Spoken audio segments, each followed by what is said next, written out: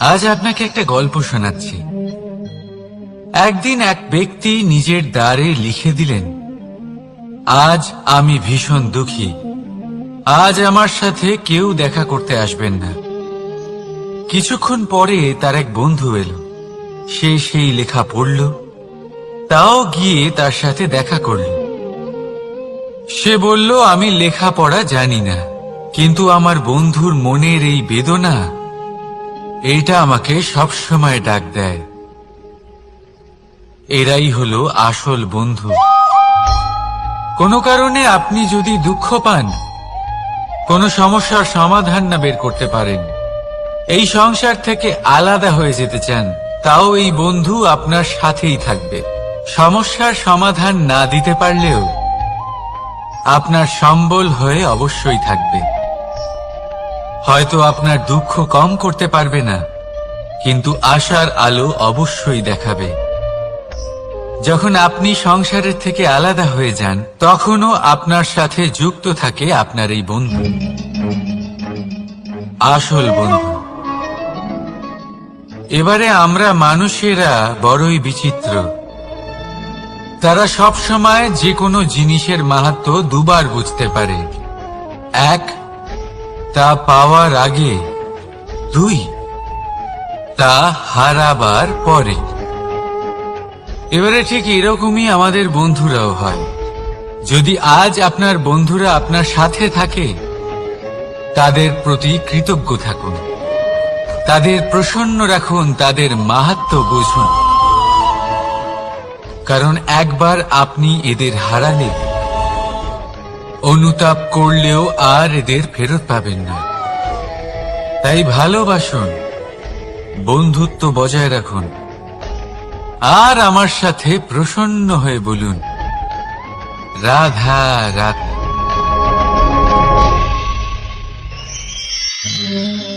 আমাদের মধ্যে বহু মানুষ মাঝে মাঝে নিজেকে অকর্মণ্য মনে করি। ভেবে নিই যে এত চেষ্টা করার পরেও কিছুই পেলাম না, আর হয়তো পরেও কিছুই পাব না। আর সেই জন্য নিজের জীবনের সমস্ত বোঝা অন্য কারোর কাঁধে চাপিয়ে দিই, নিজের ওপরে বিশ্বাস হারিয়ে ফেলি। কেন বুঝতে পারেন না এই কথাটা? যে যতক্ষণ না পায়ে কোনো কাঁটা ফুটবে, ব্যক্তি কি করে বুঝতে পারবে যে এরপর থেকে নিচে তাকিয়ে চলতে হবে? সূর্যকে নিজে জ্বলতে হয় যাতে বাকিদের প্রকাশ দিতে পারে সে। রাতের অন্ধকারের সাথে লড়াই করার জন্য চন্দ্রিমাকে আকাশে একা উজ্জ্বল হতে হয়। নদী নিজের যাত্রা কি করে করে, নিজের পথ কি করে নির্মাণ করে? সে পাথরের সাথে লড়াই করে তা বানায়। যদি স্বয়ং আপনি নিজের সাহায্য করতে অক্ষম হন, তাহলে নিশ্চিতভাবে আপনার এই জীবন ব্যর্থ হয়ে যাবে। তাই মনে রাখবেন, এই সংসারে নিজের জীবনের ভার নিজের কাঁধেই বহন করতে হয়। অন্যের কাঁধের ওপর শুধুমাত্র পরলোক যাত্রা হয়। সেই জন্য এই সংসারে জীবিত সেই যে আত্মনির্ভর।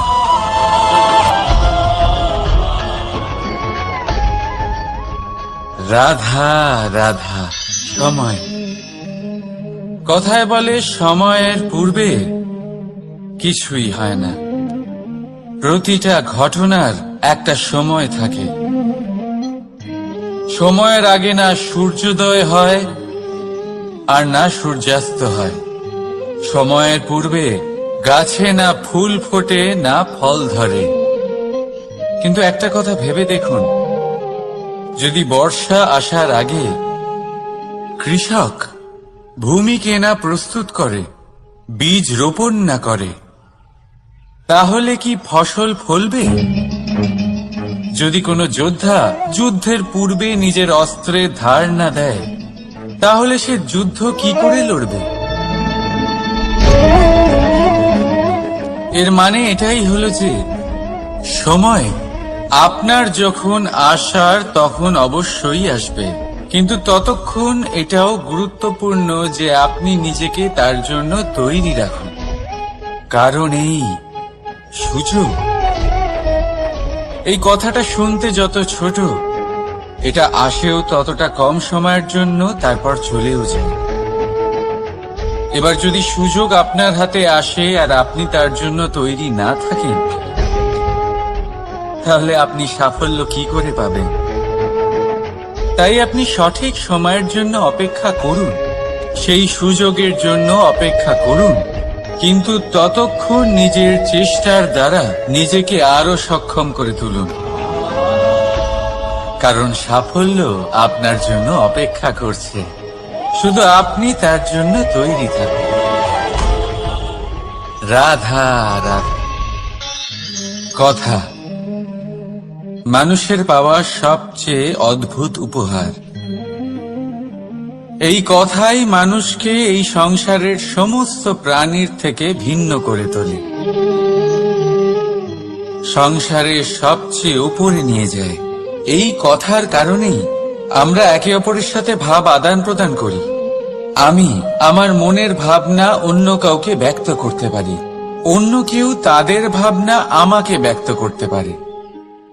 এই কথাই আমাদের সবচেয়ে বড় ঢাল। এবারে দেখুন, আপনি নিশ্চয়ই লক্ষ্য করেছেন, কারোর কথা মধুর হলে লোকে তাকে ভালোবাসে, তাকে নিজের বন্ধু বানায়। সেইভাবেই যদি কারোর কথা কঠোর হয়, তাহলে লোকে তাকে ঘৃণা করে, তাকে নিজের শত্রু মনে করে। এই কথাই ভাষা হয়ে আমাদের ইতিহাস রচনা করে। তবে আমরা কি সত্যি বাণীর বিষয়ে অতটাই ভাবি যতটা আমাদের ভাবা উচিত? ভেবে দেখুন, মানুষের কথা বলতে শিখতে কত সময় লাগে। কোনো বালক 1.5 বছর বয়সে কথা বলতে শেখে, কেউ 2 বছরে, কেউ 3। এবার দেখুন, মানুষ 1.5 বছর বয়সে কথা বলতে শিখে গেলেও তার কি বলা উচিত এটা সারা জীবনেও শিখতে পারে না।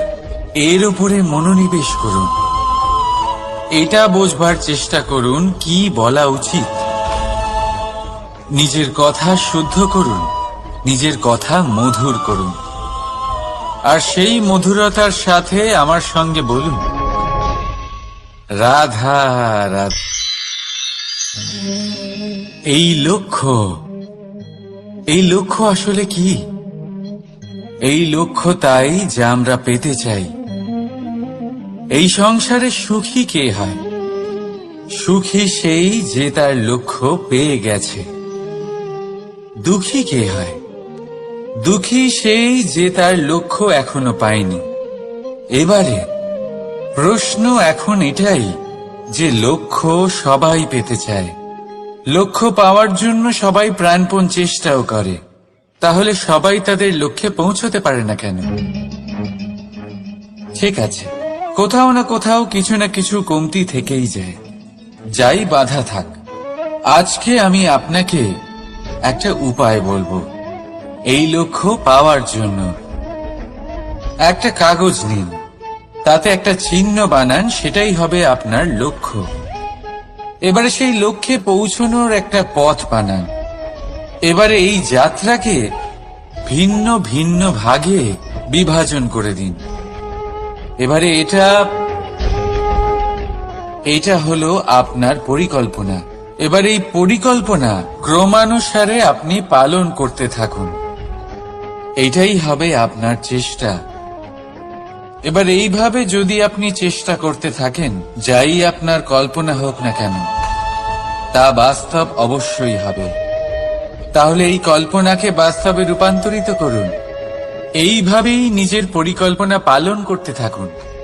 আপনার যাই কল্পনা থাকুক বা যাই লক্ষ্য থাকুক, তা বাস্তবে পরিণত হয়ে আপনার হাতে অবশ্যই আসবে। রাধা রাধা। বাবার এক মিত্র ছিলেন, বড়ই দুঃখী ছিলেন, বিপদে পড়েছিলেন। কি করবেন? ব্যবসা ভালোভাবে চলছিল না, বাড়িতে শান্তি ছিল না, সমস্ত জায়গায় ক্ষতি হচ্ছিল। তাই উনি একজন জ্যোতিষীকে দেখালেন। জ্যোতিষী বললেন, আপনার যে বাড়ি আছে সেটা আপনার জন্য অশুভ, আপনার এই বাড়ি পাল্টে ফেলুন। উনি বাড়ি পাল্টে ফেললেন, তবুও ওনার সমস্যার সমাধান হলো না। তারপর একজন জ্ঞানী ব্যক্তি ওনাকে বললেন যে আপনার জামা কাপড়ের যে রং সেটা বিপদকে আমন্ত্রণ জানাচ্ছে, এই জামা কাপড়গুলিকে পাল্টে ফেলুন। উনি সেগুলো পাল্টে ফেললেন, তাও সমস্যার সমাধান হলো না।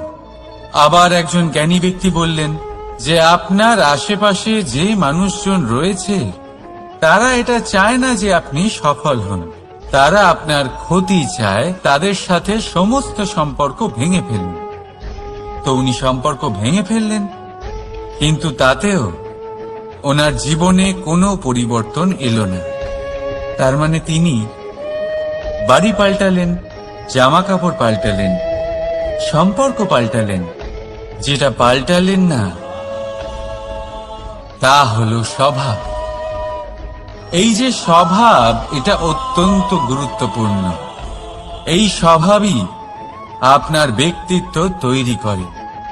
তাই নিজের স্বভাব শুধরে ফেলুন, তাতে ভালো পরিবর্তন আনুন, সবকিছু ভালোই হবে। রাধা রাধা। ক্রোধ। লোকে বলে যে এই ক্রোধ পাপেরই মূল, কিন্তু সত্যি কি এই ক্রোধ পাপের মূল? একটু ভেবে দেখুন, এই ক্রোধ বাস্তবে আসলে কি? এই ক্রোধ একটা অনুভূতি যা আপনার মধ্যে হঠাৎই অসীমিত তেজ সঞ্চালন করে। এবারে আমি আপনাকে কিছু উদাহরণ দিচ্ছি যাতে আপনি বুঝতে পারেন যে ক্রোধ আপনার জন্য ভালো কি না। যদি কারোর সাথে অন্যায় হয় আর এটা দেখে আপনার ক্রোধ হয়, আর এই ক্রোধ আপনাকে তার সাহায্য করতে প্রেরণা যোগায়, তাহলে এই ক্রোধ অবশ্যই ভালো। যদি কোথাও আপনি দেখেন যে কোনো নারীর উপরে অত্যাচার হচ্ছে আর সেটা দেখে আপনার ক্রোধ হয়, আর এই ক্রোধ আপনাকে তার সাহায্য করতে সাহস যোগায়, তাহলে এই ক্রোধ অবশ্যই ভালো। যদি এই সংসারে কোথাও আপনি কোনো অনৈতিক কাজ বা ছলনা দেখেন আর আপনার তাতে ক্রোধ না হয়, কিছুই অনুভব করেন না, তাহলে এটা কাপুরুষতা। তার মানে এটাই যে আপনি আপনার মনুষ্যত্ব হারিয়ে ফেলেছেন। তাই এটা বোঝার চেষ্টা করুন, আপনার ক্রোধের তেজের ব্যবহারের ওপরে নির্ভরশীল হল এই ক্রোধ আপনার জন্য পাপের সমান, নাকি এই ক্রোধ আপনার জন্য পুণ্যের স্থাপক। রাধা রাধা। মোহ। শাস্ত্রে লেখা আছে যে মোহ শুধু সেই ব্যক্তিকেই নয়, বরং সেই আরেক ব্যক্তিকেও বিনাশ করে দেয় যার ওপরে সেই মোহ আছে। এবারে লোকে কি করেন, এই শাস্ত্রে লেখা কথাগুলি শুধু শাব্দিক অর্থে নেন। এই মোহ দেখুন, এটা শুভ হতে পারে, শুধু এর রূপ ভিন্ন ভিন্ন হয়, এটা ভালো করে বুঝতে হবে।